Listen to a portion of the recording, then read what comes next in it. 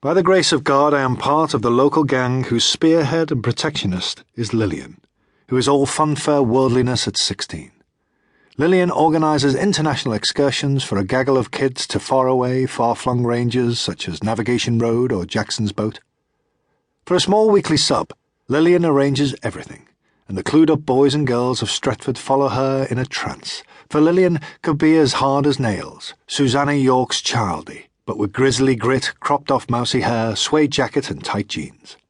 Touch her, and you might not get your hand back. Yet Lillian is all heart and love, but fearless in the face of foe. Gangs are fashion's passion in ragamuffin 1971, and some out-of-towners invade our untouchable Longford Park patch. Lillian warns a bookish bully that she can finish him off without actually touching him. Laughing at her, he opens his wastrel mouth wide, and with expert aim, Lillian unleashes a wad of phlegm that scores an impressive bullseye in the back of his throat. Shaken and repulsed, he and his teen firebrands turn tail into the Chorlton mist. Firmly, I am under Lillian's wing, and she loves the kids that make up the gang. Thin and lively, she will take a stand against any boy bigger or older, and never once would she hesitate. The one spoiler is Leslie Messenger, who is teeth-grindingly jealous of the attention given to me by the girls, and one afternoon he springs upon me.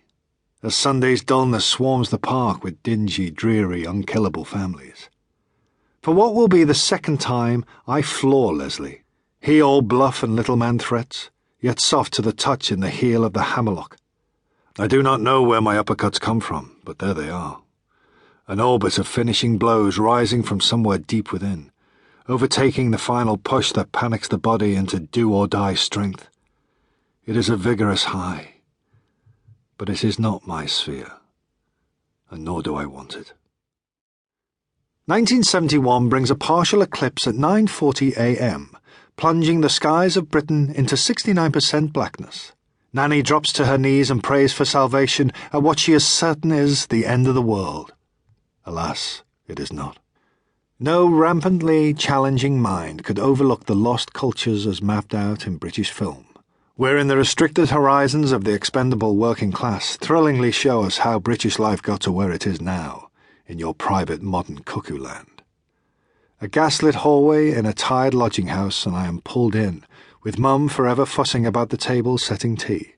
Distorted by nostalgia, we see in the family and in the local community everything an honest soul might need in order to live out their time on the human gridline, and we see the obvious punishments for anyone who would insist upon more than their lot. In my favourite films of the 1940s, 1950s and 1960s, the working class are usually portrayed as children enacting pointless working-class crimes. We always see the police as adults, representing a conscience for the daft scrubbers in pubs and dance halls, who are not rich, and therefore cannot behave themselves. Decent folk always allow themselves to be controlled by the police, because the police are never known to be either devious or wrong. The labouring class boys of grey flannel are instinctive in their behaviour because they are, in fact, in possession of nothing at all other than instinct. Science and diplomacy are tools unused. The shadowy social films of lost Sunday television are Oliver Twist, 1948, in which career criminal Bill Sykes says, "There's light enough for what I have to do." London Belongs to Me, 1948, The Blue Lamp, 1950, I Believe in You, 1952, and Sapphire, 1959. In The Painted Smile, 1962, the statuesque womanhood of comely Liz Fraser attempts to frame an uncomplicated Tony Wickett for the murder of her boyfriend in the recurring British theme of happiness not to be found. In all working-class films of the 1960s, life's winner is the boy with the gleam in his eye, roughs of self-recognition and blessed profiles. They will not accept conservative limits, and their selfish motivations or their crude nerve are both justified by the fact that they give nothing but look everything. By contrast, a Shakespearean saint with a disjointed face is never thought interesting enough for film. In 2 Left Feet, 1963, there is the unusual glimpse of hard and pretty Michael